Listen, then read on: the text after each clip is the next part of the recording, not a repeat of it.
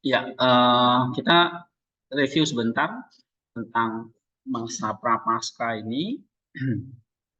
Kemudian eh, kita lihat ada dalam setiap ibadah nanti di masa prapaskah ini ada satu doa yang selalu dipanjatkan, yaitu doa dari eh, Saint Ephraim ya, atau Ephraim dari Suriah. Nah, perjalanan Paskah minggu lalu kita sudah bahas ya. Paskah itu nggak hanya tiba-tiba oh kita Paskah, tetapi di balik itu ada perjalanan panjang, kira-kira ada 10 minggu ya. Dimulai dari minggu Zakheus, minggu orang Farisi dan Pungut Cukai, minggu anak hilang, minggu penghakiman akhir, minggu pengampunan. Ini 4 minggu persiapan atau triodion menjelang Lent. Lent itu artinya prapaskah ya. Lent itu atau puasa diperingati sebagai puasa 40 hari atau ada 5 minggu masa Lent. Lent ini yang dimulai dengan forgiveness vesper ya, sembahyang tentang pengampunan, forgiveness vesper. Ada mulai minggu yang pertama, minggu ortodoksi. Kemarin kita sudah peringati tanggal 24 ya. Kemudian ada Palamas. Terus apa lagi? Kemudian salib, John of the Ladder, Saint Mary of Egypt. Dia ada 4 saint yang diperingati ya. Palamas, Yohanes Limakus, 3 ya, dan Maria dari Mesir. Oke, kemudian ada satu minggu eh, pekan kudus namanya. Oke, mulai dari Sabtu Lazarus dan Minggu Palem, lalu eh, Great and Holy Friday ya, untuk penyaliban Tuhan Yesus, dan yang terakhir tentang Paskah. Oke, Holy Paskah. Nah, ini yang kita peringati menjelang Paskah. Oke, tentang Minggu Ortodoksi seperti apa sudah ada kan di buku Inspirasi 7, nanti dibaca. Tapi setiap ibadah misalnya ya, ini kan hari Minggunya ya. Jadi apa yang dilakukan Senin sampai Sabtu? Kalau ini cuma misalnya hari Minggu, Minggu Ortodoksi, oke kita memperingati tentang ikon. Tapi Senin sampai Sabtunya ngapain? Ya diisi dengan puasa. Ya, puasa itu seperti apa kita udah bahas. Lalu dengan doa dan pertobatan, doa penyesalan ya, dengan repentance dan itu yang diisi. Nah, dengan apa, pertobatan-pertobatan gitu ya. Misalnya kalau kita baca ya nih ya, ada doa Vesper. Doa Vesper itu berarti doa senja, doa menandain hari yang baru. Jadi dalam kalender gereja, hari itu dimulai bukan jam 12 malam, tapi jam 6 sore ketika matahari terbenam. Misalnya nanti jam 6 sore matahari terbenam, itu sudah masuk hari yang baru. Jadi dimulai dari petang, bukan dari tengah malam. Hari yang baru itu bukan jam 12 tengah malam, tapi jam 6 sore ketika matahari terbenam. Nah, itu sudah kita mulai masuk sembahyang Vesper. Nah, kemarin ada sembahyang Vesper ya, misalnya di masa lain itu biasanya ada pembacaan satu doa ya, namanya doa Saint Ephraim. Nah, ini biasanya di akhir ya. Eh, Oke, ini ada nggak ya di sini teksnya?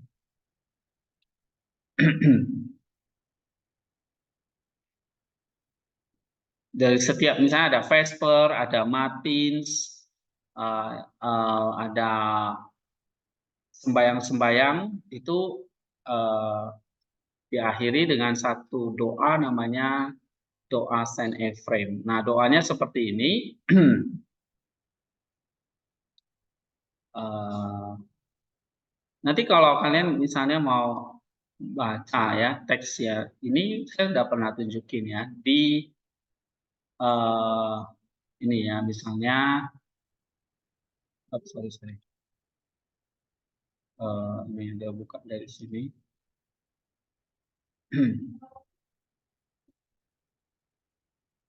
Nah, eh,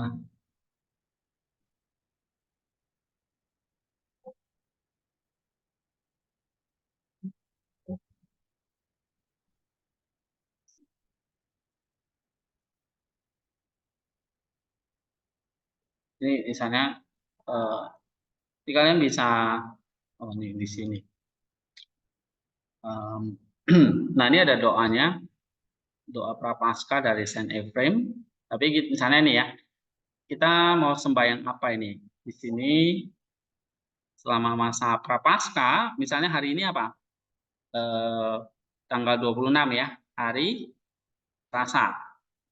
Hari Selasa. Nah, ini ada sembahyang tengah malam, midnight namanya. Kemudian subuh, sembahyang subuh ya, matins. Apa namanya? Matins. Tengah malam ini untuk berjaga-jaga, matins sih sembahyang subuh ya, tentang kebangkitan Tuhan yang sudah bangkit di subuh hari, matins. Setelah itu kita masuk first hour ya, jam 6 pagi, kemudian third hour jam 9, sixth hour jam 12. Ini memperingati kematian Tuhan Yesus ya. Noon hour jam 3 sore, ini penyalipan, ini noon hour itu memperingati kematiannya jam 3 sore. Nah, habis itu masuk Vesper. Ya, oke. Terus komplain itu doa pengucapan syukur sebelum tidur ya. Oke, misalnya Vesper, kita lihat di sini.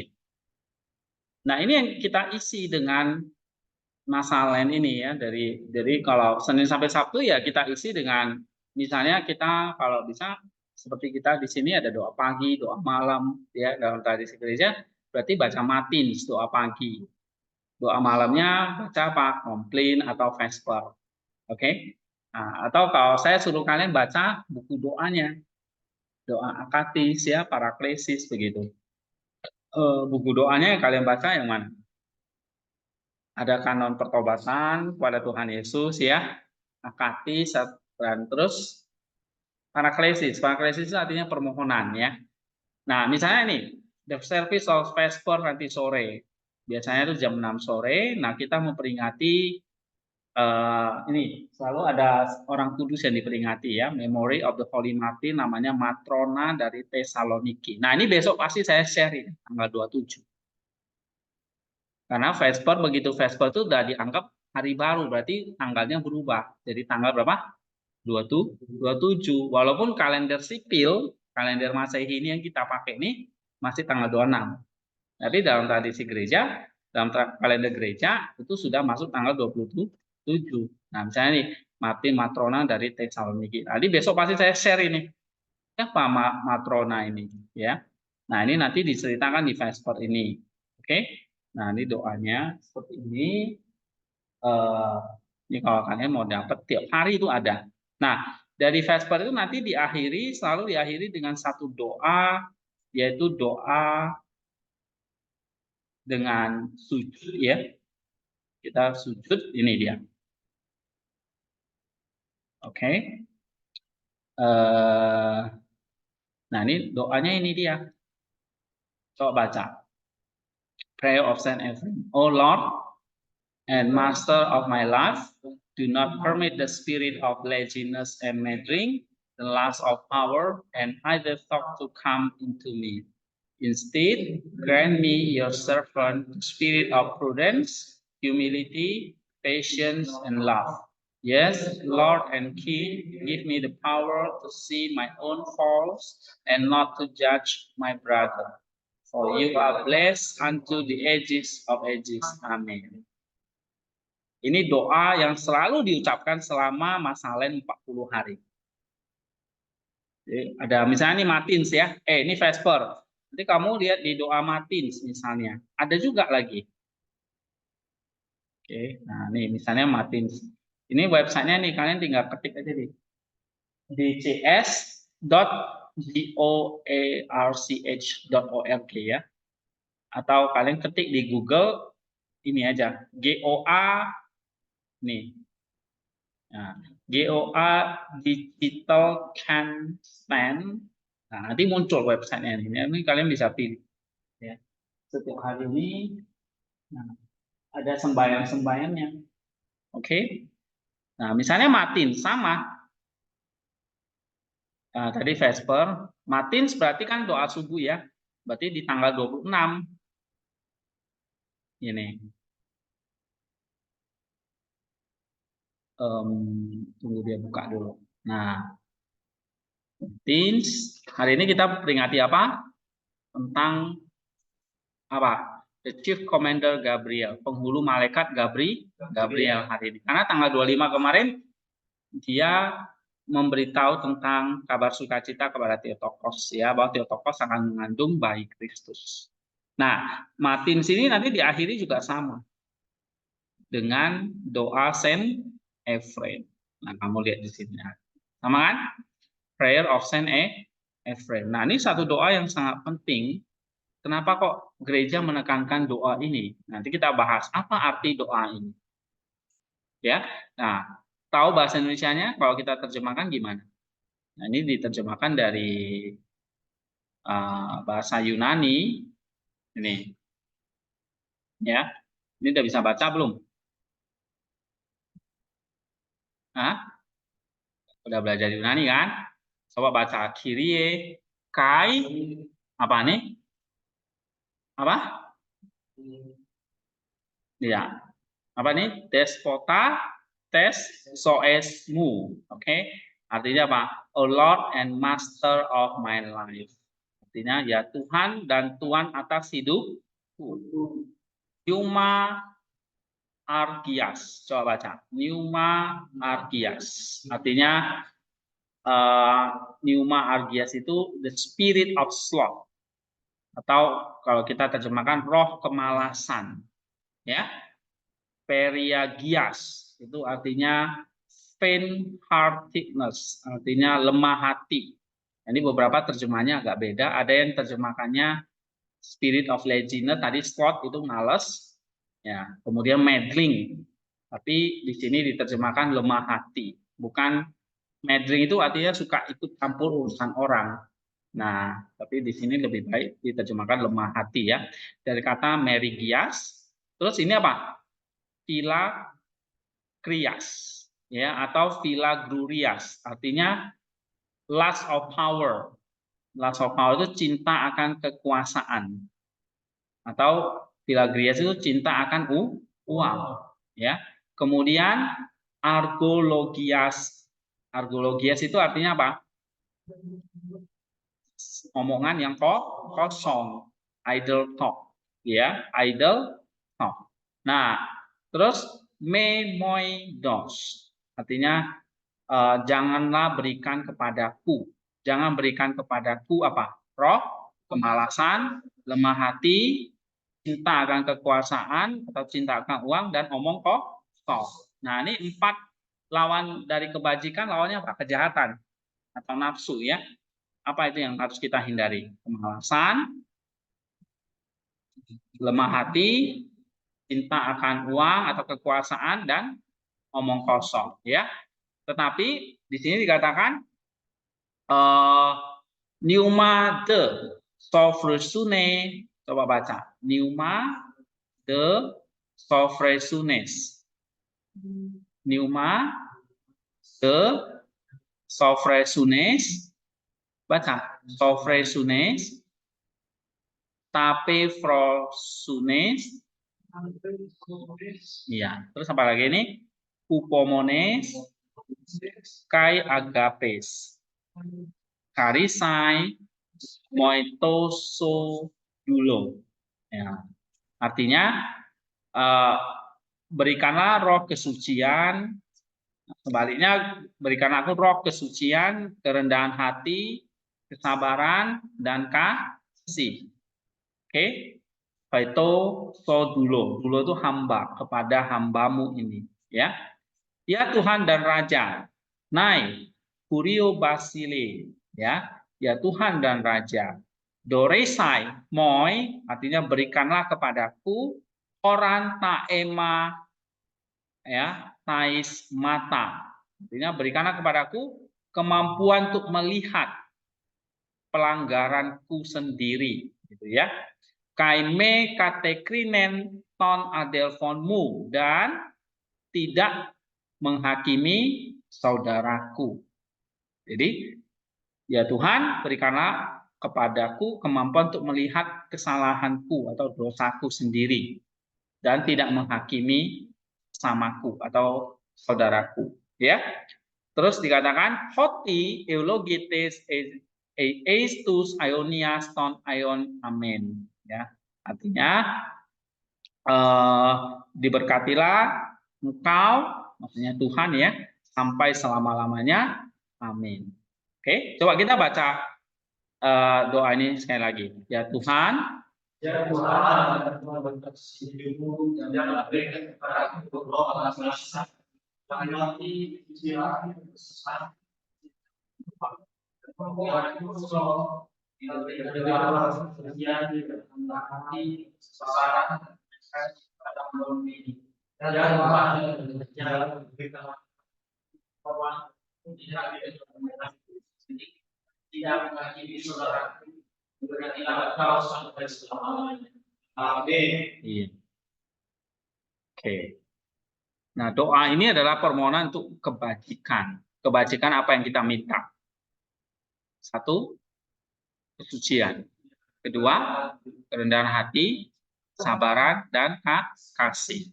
Kejahatan apa yang kita singkirkan? Kemalasan, rasa ingin tahu yang tidak berguna, atau kelemahan hati, nafsu untuk berkuasa, dan omongan yang tidak berguna. Ya, kebajikan yang kita minta tadi, kesucian, kerendahan hati, kesabaran, dan kasih. Nah, oke. Lalu terakhir doa ini meminta apa? Kesadaran diri untuk melihat kesalahan sendiri. Apa sih dari kita yang harus diperbaiki? Ya, dan tidak menghakimi sama. Oke, doa ini meminta kemampuan untuk melihat kesalahan diri sendiri dan tidak menghakimi orang lain. Nah, ini yang mencerminkan ajaran Kristus untuk tidak menghakimi orang lain di dalam Matius 7 ayat 1 sampai 5. Dan selama masa prapaskah ini kita perlu pemeriksaan diri dan pertobatan. Itulah sebabnya kenapa kalau di setiap sembahyang seperti ini ya, kita diminta untuk memeriksa kesalahan kita. Karena masa prapaskah itu adalah masa kita menyucikan diri dengan pertobatan. Nah, jadi kalau nggak ada pemeriksaan diri, ya apa yang mau kita tobati, kan nggak ada. Oke, sekarang kita baca satu bagian ini, ya, penjelasan dari Alexander Smeman tentang doa Prapaskah Saint Ephrem ini ya. Jadi kalau mau bahasa Inggrisnya ya ini dia. O Lord and Master of my life, take from me the spirit of sloth, faint-heartedness, lust of power, and idle thought. Yeah, but give rather the spirit of chastity, humility, patience, and love to thy servant. Yea, Lord and King, grant me to see my own errors and not to judge my brother. For thou art blessed unto ages of ages. Amin. Jadi kalian boleh doakan ini setiap malam, setiap hari makan. Supaya ingat gitu. Ya, coba baca sekali lagi bahasa Inggrisnya. O Lord and Master of my life. Ayo, 1, 2, 3. Lord and Master of my life, make of me the spirit of thought, and encourage the cause of all and Idle talk. Terus? But give the spirit of chastity, humility, patience, and love to the system. Here are and three inherent systems of prayer, and not in this my mother.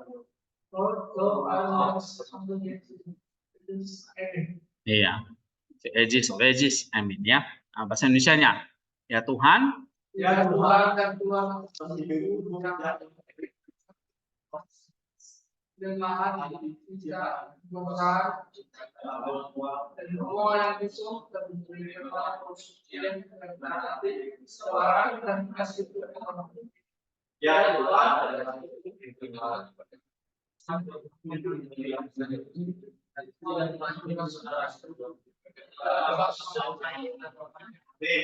Amin. Iya. Oke. Coba baca Eka. Dari semua nyanyian dan doa prapaskah, ada satu doa pendek yang dapat disebut sebagai doa prapaskah. Tradisi mengaitkannya dengan salah satu guru besar kehidupan rohani, Santo Ephrem dari Suriah. Ya. Berikut ini adalah isi doanya. Ya Tuhan dan Tuhan atas hidupku, janganlah berikan kepadaku roh kemalasan, lemah hati, cinta akan kekuasaan atau cinta akan uang, dan omongan yang kosong. Dan berikanlah roh kesucian, kerendahan hati, kesabaran, dan kasih kepada hamba ini. Ya Tuhan dan Raja, berikanlah kepadaku kemampuan untuk melihat pelanggaranku sendiri, dan tidak menghakimi saudaraku, berkatilah Engkau sampai selama-lamanya. Amin. Oke. Nah, terus penjelasannya nih. Doa ini, nah kalian perhatikan ya. Nanti saya minta kalian bisa meringkas satu atau dua kutipan atau dua ringkasan. Nah, itu jadikan paragraf. Coba perhatikan, baca yang benar. Baca lagi Eka. Doa ini dibaca 2 kali pada akhir Pasca dari hari Senin sampai Jumat, tidak pada hari Sabtu dan Minggu, karena seperti yang akan kita lihat nanti. Ibadah pada hari ini tidak mengikuti pola prapaskah. Iya. Jadi dibaca 2 kali ya pada setiap akhir ibadah prapaskah hari Senin sampai Jumat. Oke. Terus pada pembacaan pertama, sebuah sujud mengikuti setiap permohonan. Kemudian kita semua bersujud 12 kali sambil berkata, ya Tuhan, sucikanlah aku yang berdosa ini. Seluruh doa diulangi dengan satu sujud terakhir di bagian akhir. Iya, terus mengapa doa yang singkat dan sederhana ini menempati posisi yang itu penting dalam ibadah yang dilakukan? Karena doa ini menyebutkan dengan cara yang unik semua elemen negatif dan positif dari pertobatan dan merupakan bisa dikatakan sebuah daftar periksa untuk upaya penitensi atau pengakuan dosa individu kita. Upaya ini pertama-tama ditujukan untuk pembebasan kita dari penyakit rohani dasar yang membentuk hidup kita dan membuat kita hampir tidak mungkin untuk mulai dari hidup kita kepada Tuhan. Oke, terus? Penyakit dasarnya adalah kemalasan. Nah, ini dia. Jadi doa ini memang untuk mengusir apa? Hal-hal elemen yang negatif dari diri kita. Yang paling utama ini apa? Kemalasan. Terus? Ini adalah kemalasan dan kepasifan yang aneh dari seluruh keberadaan kita yang selalu mendorong kita ke bawah dan bukannya ke atas, yang terus-menerus meyakinkan kita bahwa tidak ada perubahan yang mungkin terjadi dan oleh karena itu diinginkan. Ini sebenarnya adalah sinisme yang berakar dalam terhadap setiap tantangan rohani menjawab untuk apa dan membuat hidup kita menjadi sia-sia secara rohani. Ini adalah akar dari semua dosa karena meracuni energi spiritual pada semua ini. Nah, ini. Jadi kalau kamu bisa ringkas, kemalasan itu apa?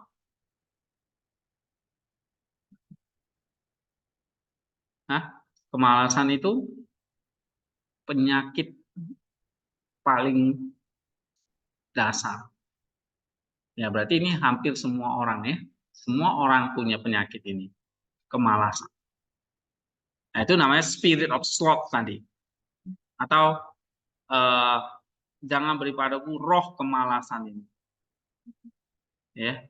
Kalau bahasa Yunaninya apa tadi? Ini pneuma argios. Roh kemalasan. Nah, dengan roh kemalasan itu akan membuat kita apa? Mendorong kita itu apa? Semakin ke bawah. Berarti ke bawah itu semakin mencintai hal-hal duniawi ini. Ya. Coba aja kalau kita udah malas berdoa, ya lama-lama ya kita nggak akan doa lagi. Seperti orang malas ke gereja, lama-lama dia tidak ke gereja lagi. Gitu.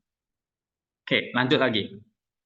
Hasil dari kemalasan adalah kelemahan. Nah, dari kemalasan akan muncul apa?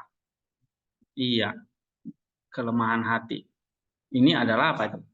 Ini adalah keadaan putus asa yang oleh semua bapak rohani dianggap sebagai bahaya terbesar bagi jiwa. Jadi orang yang udah males ya udah nggak punya semangat, putus asa. Benar nggak? Kalau kalian misalnya nggak punya semangat, males, kira-kira kuat hati nggak, antusias nggak ngerjakan itu? Enggak. Buka lampunya siapa? Oke, baca lagi.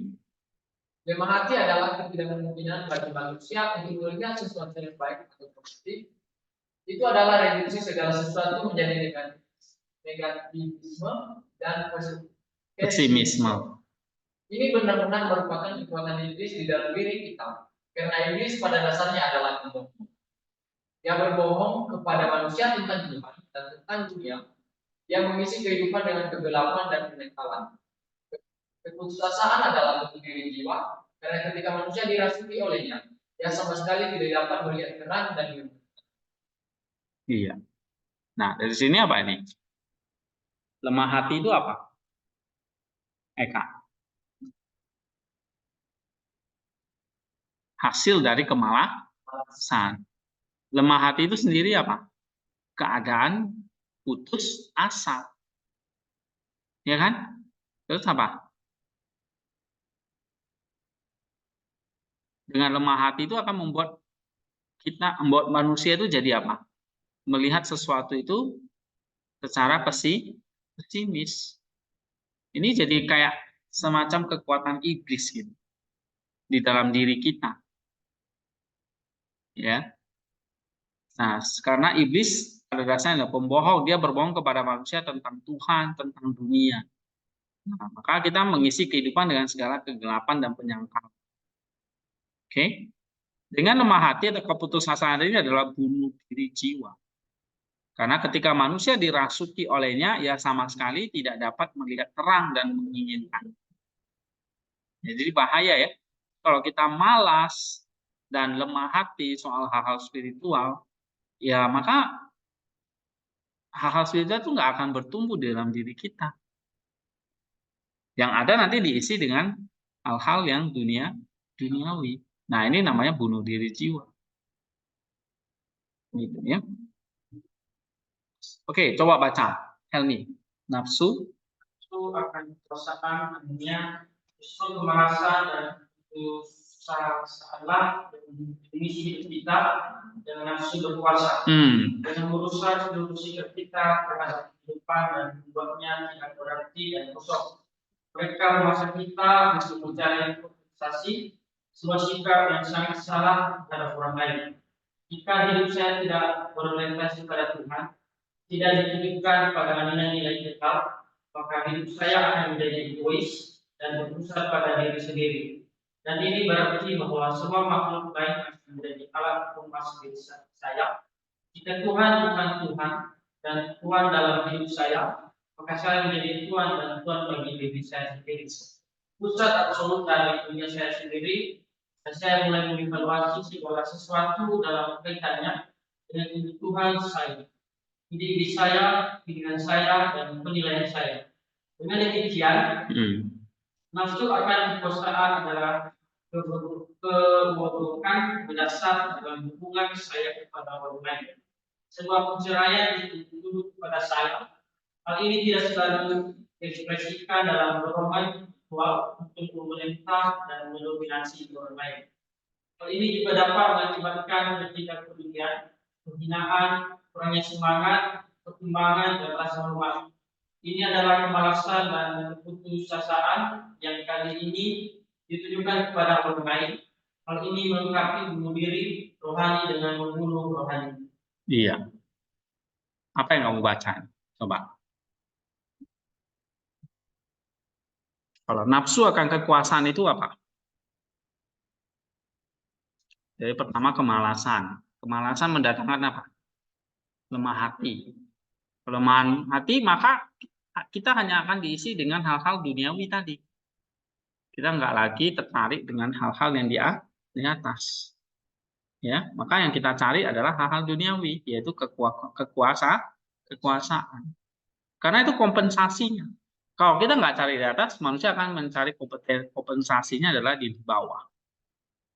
Nah, kalau hidup kita tidak berorientasi pada Allah, pada nilai-nilai kekal, maka yang kita cari apa? Diri sendiri, kepuasan diri sendiri. Ya, jika Tuhan bukan Tuhan dan Tuhan dalam hidup saya, maka sayalah yang jadi tuannya. Segala sesuatunya saya sendiri. Nah, terus kalau itu saya sendiri, maka kebutuhan saya, ide saya, keinginan semuanya harus saya.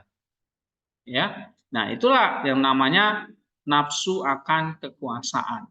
Ini kebobrokan mendasar dalam hubungan saya kepada orang lain, satu pencarian untuk tunduk kepada saya. Jadi aku yang jadi tuan gitu. Nah, lagi Kristus. Nah, ini bahayanya.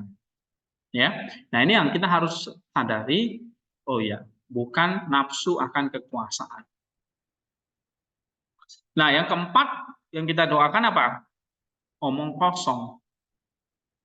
Ya, perkataan yang sia-sia. Coba baca ini, Nova. Akhirnya omong kosong. Akhirnya omong kosong dari semua makhluk ciptaan hanya manusia yang dianugerahi karunia untuk berbicara. Ya. Semua Bapa melihatnya di dalamnya, mengenai diri manusia, karena Allah sendiri telah menyatakan dirinya sebagai firman dalam Yohanes pasal 1. Namun sebagai karunia tertinggi, karunia ini juga merupakan bahaya tertinggi. Sebagai ekspresi dari manusia, sarana pembunuhan diri, karena alasannya ini firman atau kata-kata itu menjadi sarana kejatuhan dan kehancuran dirinya. Pengkhianatan dan dosa, firman itu menyelamatkan dan firman itu membunuh, firman itu mengilhami dan firman itu meracuni. Firman adalah sarana kebenaran dan itu adalah sarana kebohongan iblis. Memiliki kekuatan positif yang tertinggi, kata-kata yang juga memiliki kekuatan yang negatif yang luar biasa. Kata-kata itu benar-benar menciptakan secara positif atau negatif. Ketika menyimpang dari asal dan tujuan ilahi, kata-kata itu menjadi tidak berguna. Kata-kata itu memaksakan kemalasan, keputusasaan, dan nafsu kekuasaan, dan mengubah kehidupan menjadi neraka. Kata-kata itu menjadi kuasa dosa. Iya. Nah, apa ini yang diceritakan oleh Smeman ini? Dari semua makhluk manusia, hanya manusia yang bisa berbicara. Tumbuhan nggak bisa. Binatang nggak bisa, ya kan? Mereka mungkin pakai bahasa isyarat. Nah, manusia diberi kemampuan berbahasa atau berbicara. Nah, itu adalah karena kita punya gambar Allah. Kita dicipta menurut Allah yang bisa berfirman. Maka kita juga bisa berfirman. Manusia juga bisa berkata-kata. Ya. Nah, kamu lihat di sini. Sebagai karunia yang tertinggi, yaitu bisa berbicara. Ini bahayanya adalah kalau disalahgunakan jadi bahaya yang tertinggi.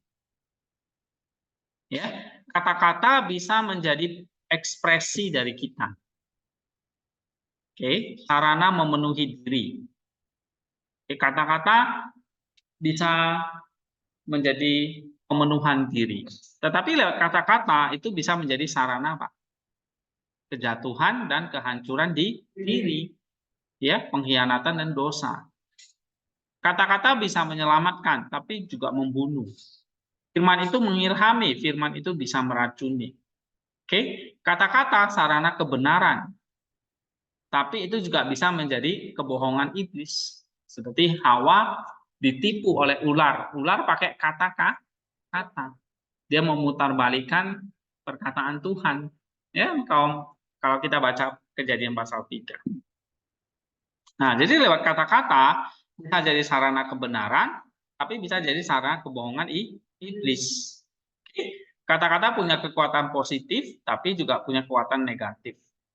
Kata-kata itu bisa menciptakan secara positif atau negatif. Tapi kalau sudah menyimpang, maka kata-kata itu jadi tidak berguna. Ya.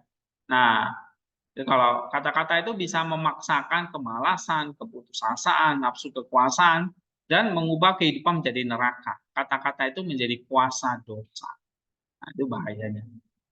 Nah, sehingga di doa Prapaskah dari Efrem itu mengingatkan kita lagi, jangan berkata-kata yang dosa, yang kosong. Oke? Coba baca yakin. Keempat hal ini adalah konsep negatif dari perkembangan. Mereka adalah berjalan tentang kesulitan. Tetapi hanya Allah yang dapat mengizinkannya. Oleh itu, bagian pertama dari doa yang dipanjatkan. Tuhan ini berasal dari dasar kecil dan kebudayaan manusia. Kemudian doa ini bergerak ke tujuan positif dan pertobatan yang juga terdiri dari 4 hal. Iya, jadi ada 4 yang negatif, ya, ada 4 hal yang kita juga mesti miliki. Apa itu? Yang pertama, baca lagi. Kesucian. Kesucian. Jika seseorang tidak mereduksi istilah ini, seperti yang sering dilakukan secara keliru, hanya pada konotasi seksualnya. Maka istilah ini dipahami sebagai pandangan positif dari kemalasan. Terjemahan yang tepat dan lengkap dari bahasa Yunani, sophros ini dari bahasa Rusia, Apa? Iya. Seharusnya adalah pikiran yang utuh. Kemalasan adalah pertama-tama disipasi, keracunan visi dan energi kita. Ketidakmampuan untuk melihat keseluruhan, lawannya adalah keutuhan. Jadi lawan dari kemalasan itu apa? Kesucian. Kalau kemalasan itu kehancuran ya, kehancuran visi, kehabisan energi, itu kemalasan. Nah, kesucian itu sebetulnya lawannya. Ya. Kesucian itu kalau di sini bahasa tadi sophros ini ya, artinya tidak utuh. Nah, malas membuat sesuatu tidak utuh, lawannya adalah kesucian, sesuatu yang utuh, yang sempurna. Coba baca lagi. Jika kita biasanya mengartikan kesucian sebagai kebajikan yang berlawanan dengan kejahatan seksual, itu karena karakter yang muncul dari keberadaan kita yang tidak termanifestasikan dengan lebih baik. Selain dalam nafsu. Ya, jadi ketidaksucian itu enggak hanya soal masalah seks saja ya. Memang seringkali dikaitkan dengan masalah seksual, tapi bukan hanya itu. Segala sesuatu yang tidak utuh itu namanya tidak suci. Jadi bukan hanya masalah dosa seksual ya. Terus keterangsingan tubuh dari kehidupan dan kendali roh. Kristus memulihkan keutuhan dalam diri kita dan dia melakukan dengan menggunakan skala nilai yang benar dan membawa kita kembali kepada Allah. Iya. Oke. Ini Harvard. Buah pertama dan luar biasa dari keutuhan atau kesucian ini adalah kebenaran hati. Kita dalam membicarakannya dari skalanya kebenaran hati dapat kemenangan. Kebenaran di dalam diri kita, mampukan semua kebohongan yang misalnya kita jalani. Kebenaran hati hanya mampu untuk kebenaran, untuk melihat dan menerima segala sesuatu sebagaimana adanya. Dan oleh karena itu melihat keanggunan dan kebaikan serta kasih Allah dalam segala hal. Ini sebabnya mengapa kita diberitahu bahwa Allah memberikan kasih karunia kepada orang yang rendah hati dan menentang orang yang sombong. Iya. Jadi setelah kesucian, keutuhan ya diperoleh, maka buah yang pertama apa? Kerendahan hati. Ya. Kerendahan hati itu apa? Kemenangan, kebenaran atas diri kita. Kalau kita tadi yang egois ya, yang mau menang sendiri, nah diajari untuk tunduk, rendah hati, menghapus semua keegoisan diri, gitu. Ya. Terus baca Nenong, kesucian dan kerendahan hati. Kesucian dan kerendahan hati secara alami diuji oleh kesabaran manusia alamiah atau jatuh tidak sabar. Karena buta terhadap dirinya sendiri, dia cepat menghakimi dan menuntut orang lain karena hanya memiliki pengetahuan yang pusat, tidak lengkap dan terdistorsi tentang segala sesuatu. Dia mengukur segala sesuatu dengan serela dan ide-idenya sendiri karena tidak peduli pada semua orang kecuali dirinya sendiri. Dia ingin hidup menjadi sukses di sini. Dan saat itu juga, akan tetapi kesabaran adalah ketika lain. Allah sabar bukan karena dia memanjakan, tetapi karena dia melihat kedalaman dari segala sesuatu yang ada, karena adalah realitas batin dan segala sesuatu yang dalam kebutaan kita tidak kita lihat. Terbuka baginya, semakin dekat kita dengan kepada Allah, semakin sabar kita bertumbuh dan semakin kita merefleksikan rasa hormat yang tak terbatas kepada semua makhluk yang merupakan kualitas Allah yang tepat. Iya. Jadi dari kesucian, dari kerendahan hati, maka akan diikuti oleh apa? Kesabaran. Ya, nah ini kebajikan yang ketiga. Nah, manusia yang sudah jatuh itu tidak sabar karena dia buta terhadap dirinya sendiri. Ia cepat menghakimi dan mengutuk orang lain. Kenapa? Karena dia hanya memiliki pengetahuan yang rusak, tidak lengkap, terdistorsi tentang segala sesuatu. Ia mengukur segala sesuatu menurut idenya sendiri. Tidak peduli pada semua orang kecuali dirinya sendiri, hanya ingin menjadi sukses. Ya. Nah, tetapi dengan kesabaran, maka akan menunda itu. Ya. Dengan kesabaran, apa ya? Orang itu bisa hidup penuh gitu. Kalau tadi yang tidak penuh itu kan mementingkan diri sendiri. Ya. Mau menang sendiri, egois. Tapi dengan sabar membalikkan itu. Contohnya misalnya ya. Misalnya kayak tentang makanan. Nah, makanan kita ternyata misalnya nih diambil orang gitu. Ya kan? Terus kita marah-marah. Nah, dari kesabaran itu melatih. Oh, kesabaran berarti apa? Kalau saya marah, saya mengutuk dia, oke, maka yang dilatih apa? Hah? Dia bukan kesabaran. Nah, kalau dengan tidak ada kesabaran, maka yang rusak itu adalah yang terdistorsi adalah diri kita yang jadi tidak utuh. Gitu. Ya, itu kata Smeman ya. Coba baca, Krisman. Akhirnya mahkota dan buah dari semua kebajikan, dari semua pertumbuhan dan usaha adalah kasih yang seperti yang telah kita katakan hanya dapat diberikan oleh Allah yang jadi tujuan dari semua persiapan dan latihan rohani. Iya. Terus? Semua ini dirangkum dan disatukan dalam permohonan dari doa yang dipanjatkan di mana kita memohon untuk melihat kesalahan-kesalahan saya sendiri dan tidak menghakimi saudara saya. Karena pada akhirnya harus ada satu maknanya. Kesombongan adalah sumber kejahatan. Semua kejahatan adalah kesombongan. Namun tidak cukup bagi saya untuk melihat kesalahan saya sendiri. Karena kebajikan yang tampak ini pun dapat berubah menjadi kesombongan.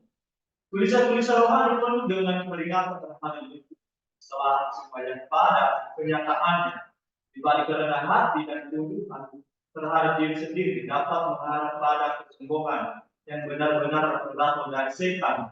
Tetapi ketika kita melihat kesalahan kita sendiri dan tidak menghakimi saudara-saudara kita ketika dengan istilah lain kesucian, kerendahan hati, kesabaran dan kasih hanya satu di dalam diri kita, maka dan hanya pada saat itulah musuh utama kesombongan akan dilakukan di dalam diri kita. Iya. Nah, ini artinya apa ini? Jadi doa ini merangkum ya sifat dasar dari kelemahan atau pelanggaran kita. Jadi kita diajak untuk bisa melihat kesalahan diri kita dan tidak sombong, tidak menghakimi orang lain. Nah, maka diakhiri dengan melihat kesalahan kita sendiri dan tidak menghakimi saudara-saudara kita. Jadi siapa sih yang nggak pernah malas, nggak pernah sombong, nggak pernah rakus, cinta akan kekuasaan, ya kan? Siapa sih yang tidak suci, nih ya, atau lemah hati dan omong kosong? Ini semua kita pernah lakukan, ya kan? Nggak ada yang enggak. Jadi kita diajarin untuk apa di sini?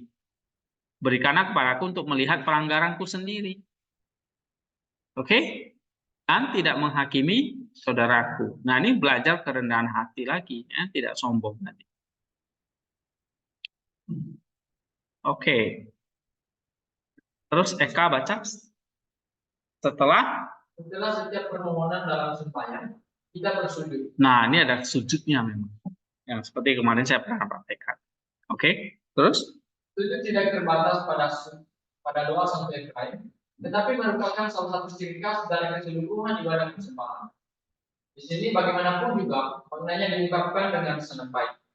Dalam upaya pemulihan rohani yang panjang dan sulit, Gereja tidak memisahkan jiwa dari tubuh.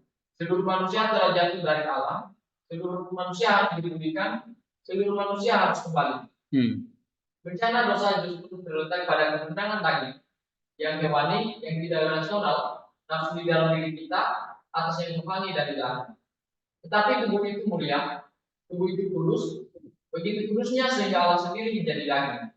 Maka keselamatan dan pertobatan bukanlah pembinaan terhadap tubuh atau penambahan terhadapnya, tetapi pemulihan tubuh ke fungsi sebenarnya sebagai ekspresi dan kehidupan roh, sebagai bagian jiwa manusia yang kita ternilai. Askas Kristen adalah sebuah perjuangan, bukan melawan tetapi untuk. Untuk alasan ini, seluruh manusia, jiwa dan raga tobat. Tubuh berpartisipasi dalam doa jiwa sebagaimana jiwa berdoa melalui dan di dalam tubuh. Sujud tanda psikosomatik, pertobatan dan kerendahan hati, pemujaan dan ketaatan dengan demikian Iya. Jadi doa ini kalau disertai dengan sujud oleh tubuh kita, kata Smemat ini menjadi satu kesatuan. Ya. Baik jiwa dan tubuh itu juga harus meratap, menyadari kesalahannya. Bencana dosa itu justru terletak pada kemenangan daging. Kemenangan nafsu daging, nafsu yang tidak rasional. Kemenangan seperti binatang. Nah, ini hewani yang tidak rasional, nafsu di dalam diri kita. Dan yang rohani dan ilahi ini justru kalah. Nah, salah satunya itu jiwa memuaskan daging tadi, ya, atau nafsu tadi.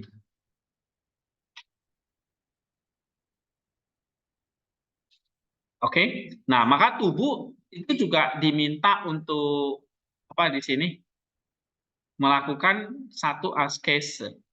Kalau zaman dulu ya, para biarawan itu ya memang dia nggak mau memanjakan tubuhnya. Tubuhnya males, jangan dimanjain. Tubuhnya kepingin kita ya, ingin santai. Kalau zaman biarawan tuh nggak ada. Ya kan, kalau tubuhnya udah mulai membawa jiwanya dalam kelemahan, ya, dalam kenikmatan, nah dia akan cepat-cepat bersujud. Askese. Ya, kadang-kadang kan kita gini ya, misalnya kalian udah komitmen mau ngerjakan tugas, tapi begitu tubuhnya dimanjain dulu lah, akhirnya malah ketiduran ya gitu. Nah ini Efraim melatih kita, kalau kamu berdoa sama kayak kita berdoa ya, mungkin sambil tidur, sambil duduk, tapi karena tubuh ini capek misalnya, atau tubuh ini males, ya sudah kita akhirnya tidak lagi berdoa. Oke, nah jadi salah satu melatih ini adalah misalnya dengan apa? Kita bersujud. Sama kalau kita kalian mau ngerjain tugas nih, mata mungkin udah ngantuk nih ya. Nah, kan latihan dulu, misalnya lihat yang lain gitu. Atau tubuh ini udah capek banget nih, nah olahraga dulu. Nah itu salah satu. Misalnya doanya udah ngantuk nih, ya berdiri sujud gitu. Oke, jadi memang gereja tidak memisahkan jiwa dari tubuh. Oke, ini satu artikel, satu doa yang kita bisa ucapkan juga ya selain Jesus Prayer. Nah, doa dari Saint Ephraim ini. Ya, coba sekali lagi sebelum kita masuk ke ini ya, ringkas coba baca sekali. Ya Tuhan.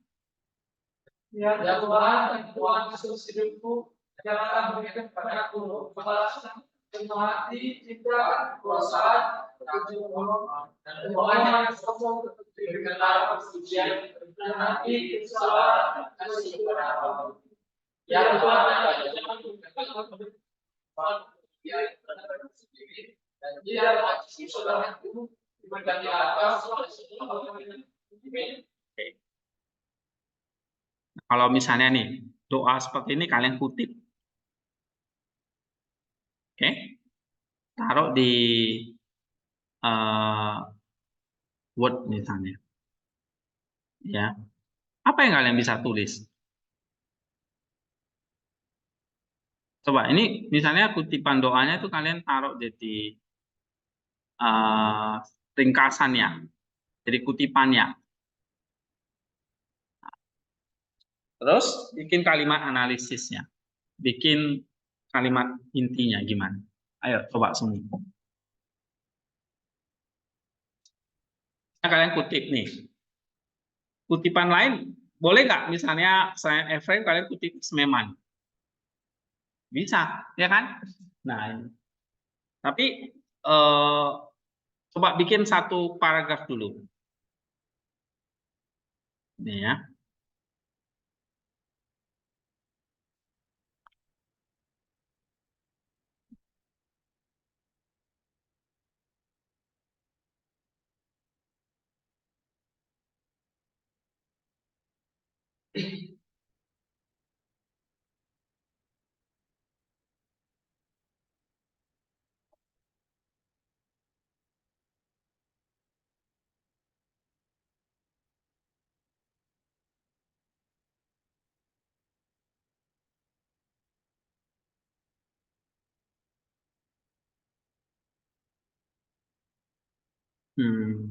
Nah, ini kok wordnya belum muncul.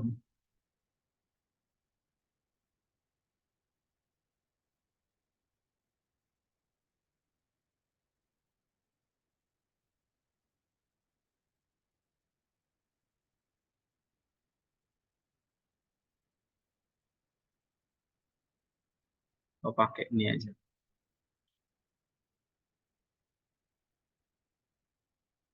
Ini produk-produk Microsoft ini memang makin lama makin berat ya. Windows-nya makin lelet.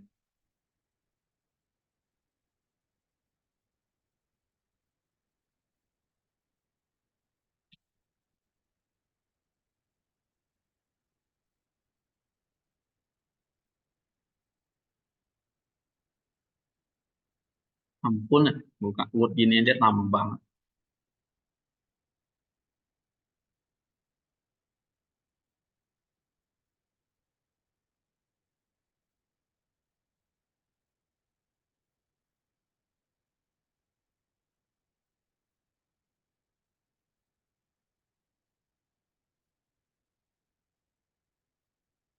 Atau kalian copy di Word kalian, bisa, itu dibuka. Nah, terus bikin kalimat analisisnya.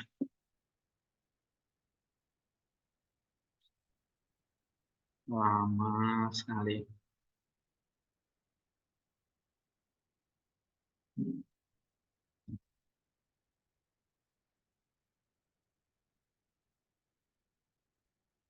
Ini karena banyak aplikasi yang dibuka, dimatiin aja. Ampun.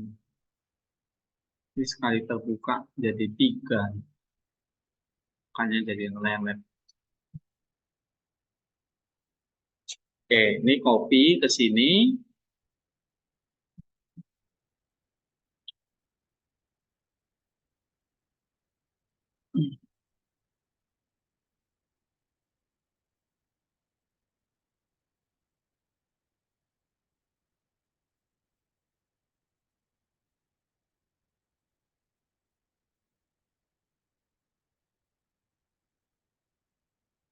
Oke, nah ini ya. Ini berarti dari Efraim ya. Nah, ini doa dari Saint Efraim. Nah, ini misalnya ini anggaplah kutipannya nih. Kalau kutipan warna apa? Biru ya. Oke. Terus komentar kalian apa ini? Tentang doa ini.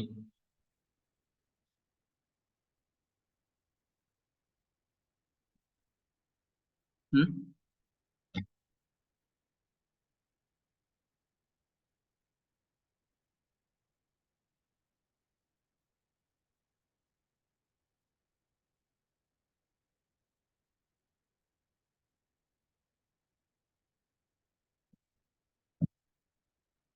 Apa dong? Apa yang kalian bisa komentari? Misalnya ya, ini warna hijau ya. Nah, kan ini kan udah dikutip nih. Kalian coba Analisis saja, komentari pendapatmu apa? Ini biru ya. Nah, terus kasih warna hijau. Misalnya apa? Nah, ini adalah doa apa? Untuk menyingkirkan kan misalnya hal-hal jahat. Ya kan?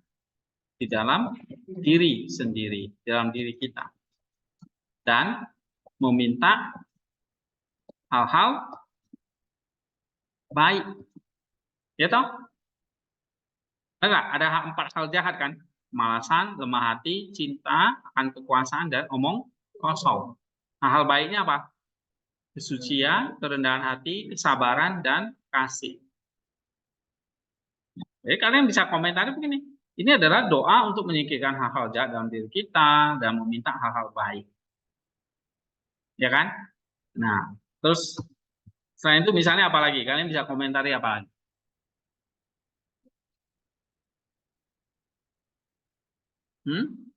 Atau kalian komentari ini. Doa apa? Doa dari Saint Ephraim ini ya kan mengajarkan atau mengingatkan kita apa? Mengingatkan kita akan apa?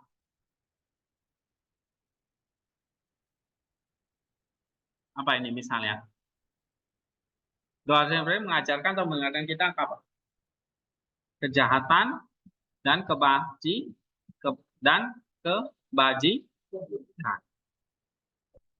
Gitu. Oke? Nah, misalnya kalian mau nambah kutipannya ini. Tambahin. Menurut Smeman, ya kan? Misalnya menurut Smeman apa? Doa ini apa? Tadi dikatakan. Doa ini dikatakan apa? Mana tadi di sini? Nih, doa ini dikatakan singkat tapi penting. Karena doa ini menyebutkan cara yang unik semua elemen dan negatif dari pertobatan. Nah, kamu bisa kutip ini. Kutip ini, copy, taruh di sini. Nah, menurut Smeman,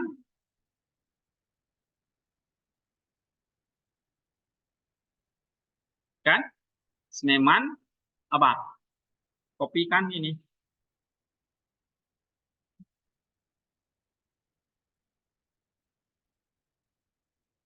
Doa ini menyebutkan apa? Dengan cara yang unik, negatif, dan positif. Nah, ini masih nyambung nggak nih? Ini warna biru ya, kutipan. Jadi menurut Smeman, doa ini menyebutkan dengan cara yang unik semua negatif, maksudnya kejahatan tadi. Dan positif, maksudnya kebajikan tadi. Dari pertobatan. Dan merupakan satu daftar periksa untuk pengakuan dosa kita. Nah, ini kata dia. Nyambung nggak ini? Antara yang hijau dengan yang biru nyambung? Nyambung. Jangan kamu komentar apa, ngutipnya lain gitu loh. Kan nggak nyambung. Paham ya? Nah, itu kayak gitu caranya. Oke? Terus dia ngomong apa lagi? Pertama, kita harus dibebaskan dulu dari penyakit rohani. Ya kan? Baru nanti kita bisa mulai menyerahkan diri kepada Tuhan. Itu dia katakan. Nah, kalian bisa ngutip apa ini? Kamu lanjut lagi. Dengan, ya, oke, dengan menyingkirkan misalnya. Dengan menyingkirkan hal-hal jahat, maka kita bisa apa? Mendapatkan hal-hal baik. Ya kan? Kalau misalnya kamu malasnya belum disingkirkan nih, kamu bisa nggak mendapatkan yang namanya kesucian tadi? Nggak bisa. Oke. Jadi dengan menyingkirkan hal-hal jahat, maka kita bisa akan mendapatkan hal-hal baik. Seperti misalnya nih, kita menyingkirkan apa tadi? Kemalasan. Maka kita akan mendapat apa? Kesucian. Ya. Oke. Nah, kamu komentari lagi gitu. Kan dia bilang ini, ya, harus menyingkirkan negatif, mendapatkan yang positif. Nah, berarti kamu tambahin. Kalau hal negatif itu disingkirkan, baru kita bisa mendapatkan hal yang baik atau hal yang positif. Seperti kalau kita bisa menyingkirkan kemalasan, maka kita akan mendapat kesucian. Ya. Oke, dari ini semua kamu kasih judulnya apa dong di sini? Ini warna merah.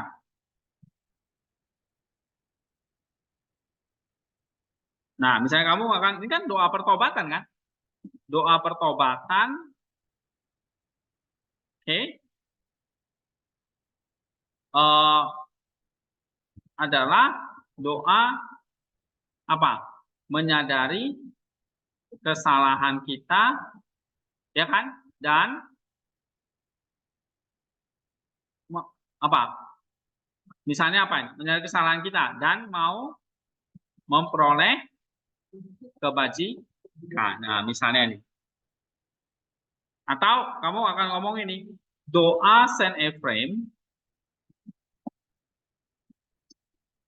dari Suria, ya kan? Adalah doa pertobatan atas hal-hal jahat dan menginginkan atau memohon apa? Kebajikan kepada Allah. Memohon kebajikan kepada Allah, kepada Tuhan. Nah, ini kan kamu bisa jadi, kamu kasih nih. Udah pelajari ini ya. Ini tentang apa sih? Oh, tentang menyingkirkan hal jahat, memperoleh kebajikan kan. Nah, kamu tinggal tambahin aja. Oh, ini ternyata ini adalah doa menyingkirkan, atau kamu nggak bisa pakai ini adalah doa menyingkirkan hal-hal jahat dan memohon kebajikan kepada Tuhan. Nah, baru kamu tulis di sini isi doanya adalah, nah, kutip nih, oke. Terus kamu komentar doa ini adalah ini, tambahin pembahasannya. Menurut Seniman, doa ini begini, kutip, ya kan? Nah, baru dengan menyingkirkan hal-hal jahat, maka kita bisa mendapat hal-hal baik. Seperti kita menyingkirkan kemalasan, kita akan mendapat kesucian, ya kan? Nah, ada nggak penutupnya? Kalau ada, ya kita tuliskan. Oke, bahasa ini. Doa Saint Ephraim, doa adalah doa yang begitu penting untuk apa? Doa yang begitu penting selama kita mau menjalani pertobatan. Nah, ini sebagai penutupnya. Nah, ini kasih warna hitam.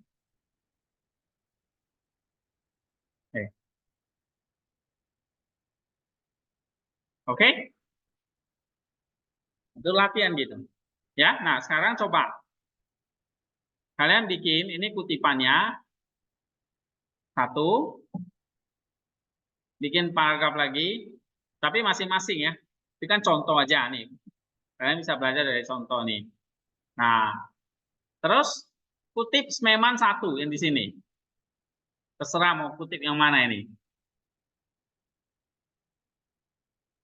Nah, ini kan ada Smemannya ini satu nih. Ya. Kutip Efraim ini 1. Terus kutip Sememan 1. Bisa nggak? Bikin kayak gini loh. 1 paragraf.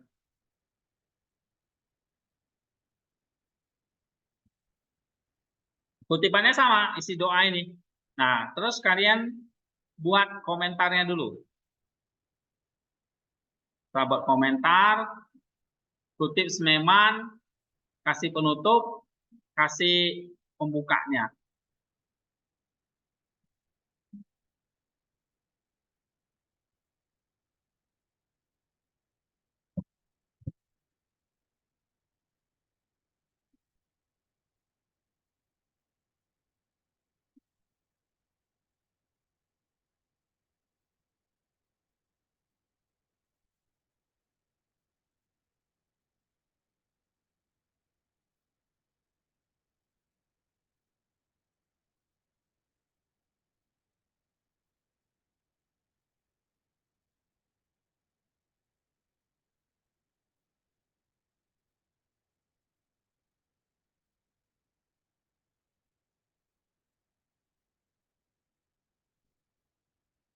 Bisa nggak?